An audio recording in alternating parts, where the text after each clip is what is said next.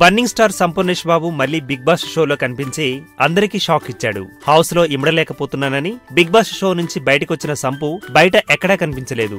దీంతో కనీసం ఆయన ఎక్కడ ఉన్నారు, ఏం చేస్తున్నారనే విషయాన్ని బిగ్ బాస్ షో ద్వారా క్లారిటీ ఇస్తే బాగుంటుందని సోషల్ మీడియా ద్వారా కోరారు. ఇప్పుడు ఆ కోరికను బిగ్ బాస్ షో నిర్వాహకులు తీర్చేశారు.